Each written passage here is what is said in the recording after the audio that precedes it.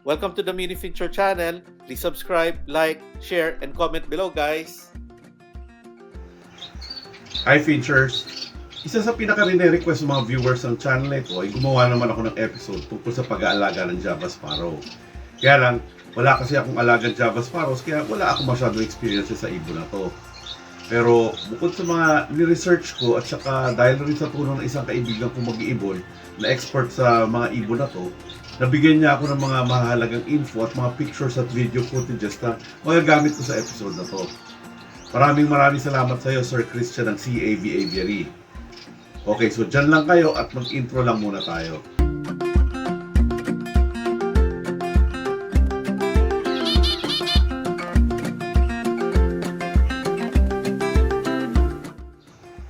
Mga 20 years ago kasi, nag-alaga rin ako ng ilang pares ng Java Sparrows. Kaya lang, bumibili lang ako sa mga naglalako sa simbahan o kaya sa palengke. Ito yung mga nalalambat lang nila sa mga palayan tapos binibenta. Hindi rin ako naging successful sa pag-breed ng Java Sparrows na minsan hindi ko napaitlog man lang.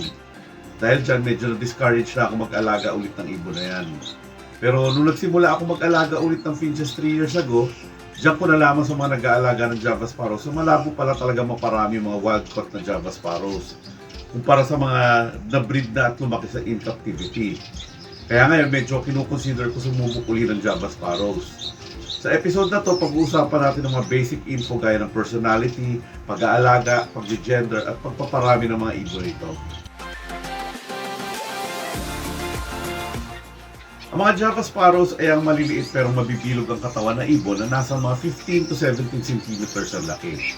Kilala rin sila sa tawag na Java Finch, Rice Sparrows, Rice Birds, Temple Birds, at dito sa Pilipinas tinatawag na silang Maya Costa. Nanggaling ang mga ito originally sa Indonesia, especially sa parte ng Java, Bali at Sumatra. Isa rin ito sa mga ibong matagal nang inaalagaan sa China at sa Japan. Ngunit ngayon ay matatagpuan na sila sa iba pang mga bansa na maraming mapupuno at saka madadamong lugar o kaya yung mga sagana sa taniman ng bigas at mais tulad ng India, Philippines, Thailand, Taiwan, Myanmar, St. Helena, Venezuela, Puerto Rico at Hawaii. Sa United States naman, isa ito sa pinakasikat na cage bird noong 1960s hanggang early 70s. Pero ngayon, ban na ang pag-i-import ng ibon na ito at pinagbabawal na rin ang pag-aalaga ng Java Sparrow sa buong state ng California. Ito ay dahil sa pangambang makaapekto ang mga ito sa agrikultura kapag nakawala at dumami sila sa wild.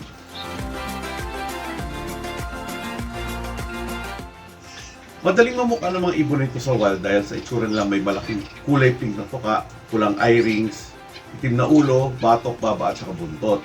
Meron rin silang puting pisngi, pink na paa at mostly gray na katawan.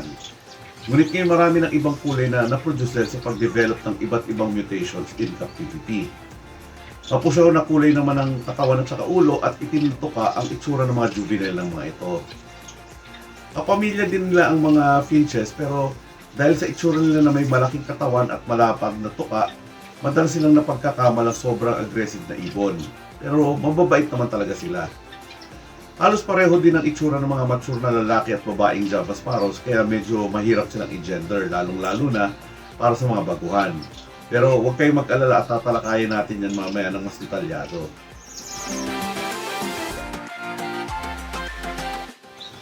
Ang natural na kulay ng mga Java Sparrows ay yung kulay gray na may itim na ulo at saka puting pisngi. Sila yung mga tinatawag na normal colored o kaya wild type. Ngunit dahil nga matagal na itong inaalagaan, marami na ang iba't ibang kulay na napalabas in captivity. Ang mga iba-ibang kulay ng mutations ay hindi normally matatagpuan sa wild at kung may makita man kayong na mga ganyan, malamang ay nakawala lang yan.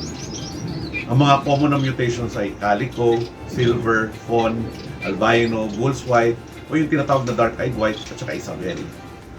At dahil sa breed ng iba't ibang kombinasyon, marami na rin mga matatagpong kulay gaya ng fawn Isabel, cream, dilute normal, dilute fawn, dilute silver, pied, agate, blackhead at whitehead. Maganda rin naman na maraming iba't ibang mutations pero sinasabing unti-unti na rin nawawala ang mga wild type o yung mga original na kulay ng mga Java Sparrows. Hindi na nga rin madaling makahanap ng pure na normal colored na Java Sparrow sa mga panahon ngayon. Kaya mabuti na lang may mga breeders na may conscious effort na magparami ng mga wild type. Importante rin kasi mapanatili yung natural na coloration ng mga ibon na ito.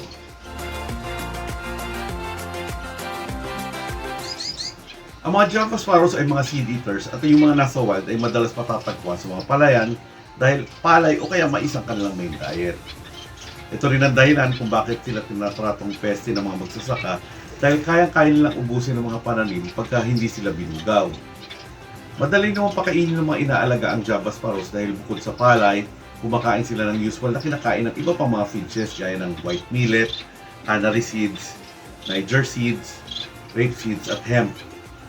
Paminsan-minsan, binibigyan sila ng millet sprays kaya lang huwag lang masyadong madalas dahil madaling makataba ang pagkain ito sa mga Java Sparrows.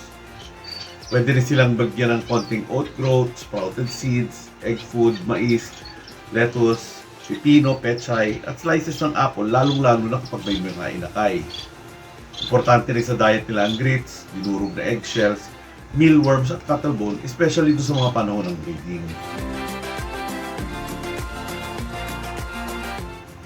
Popular na alaga ang Java Sparrow sa Asia dahil madali silang i-maintain, pakainin, at nababagay ang panahon at klima ng mga bansa sa Southeast Asia sa mga ibon na ito.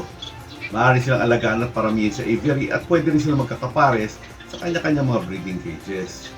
Kung wala ka masyadong oras para tutukan ng mga alagang Java Sparrows, mas mababagay na ilagay nyo na lang sila sa isang malaking enclosure at pag-colony breeding. Ang downside lang nga nito ay mahirap silang i-control sa pag-breed at yung mga breeding pairs ay maaaring magkaroon ng inbreeding o yung pag-breed na magkakapamilya.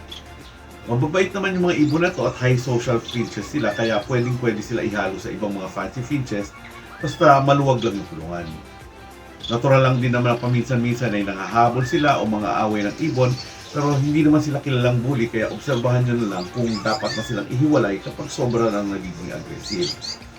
Napag-alaman din na may mga cases na nakipag-breed sila sa mga ibang types ng finches tulad ng zebra finches, society finches, African silverbills, scaly-breasted munyas, diamond firetails, cutthroat finches, at red-headed finches. Kaya hindi imposible mangyari ito sa mixed colony, lalong-lalo na kung wala silang mahanap na kapares.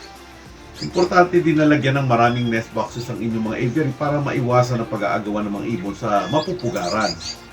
Kung wala ka naman space o ilan lang din ang alaga mong Java Sparrows, hindi magiging problema kung sa single cage mo lang sila ilagay. Kaya lang dahil nga medyo malaki sila kumpara sa ibang mga finches, mas babagay siguro sa kanila ang mga kulungan na single, double, or triple cage sizes para hindi naman gano'ng masikip at may maliliparan pa rin sila. Dahil mainit ang panahon sa Pilipinas, mabuting bigyan sila ng tubig na mapagliliguan. Gustong-gusto nila yan at nakakatulong yan para gumanda yung kondisyon ng ibon. Pero paalala lang, huwag niyong kalimutang tanggalin ang liguan pagkatapos na sila maligo para maiwasang mainuman nila ang tubig at magkasakit sila. Patitibay naman yung katawan at resistensya ng mga Java Sparrows at hindi sila madaling tamaan ng mga sakit kahit sa mainit o maulan na panahon. Pero prone pa rin sila sa air sac mites at gaya ng ibang finches, kailangan pa rin silang purgahin paminsan-minsan. Ang average lifespan nila ay mga 5 to 7 years sa wild at mga 3 hanggang 4 na taon naman in captivity. Pero may mga ibang umaabot raw ng hanggang mga 9 years. Pasensya ng mga features pero puputulin ko muna dito sa parting ito ang episode natin. Habang ini-edit ko kasi yung vlog, na-realize ko na aabot pala ng almost 18 minutes kapag pinilit kong isiksik lahat sa isang episode yung tungkol sa mga Java Sparrows. Malamang mainip lang kayo at tama rin na kayong tapusin yung kwentuhan natin kung ganun kahaba. Kaya nagdesisyon ako na hatiin na lang into 2 parts itong Java Sparrow episode. Pero abangan nyo at isusunod ko rin kaagad ang pag-post ng second part para hindi naman kayo masyado mabitin. Doon ipapaliwanag ko yung mga paraan para malaman ang gender at mga dapat kong malaman sa pag-breed ng mga Java Sparrows. Hit the notification bell na lang din para manonotify kayo kaagad kapag natapos na akong mag-edit at na-upload ko na ang continuation ng vlog na ito. Kaya magkita-kita tayo sa part 2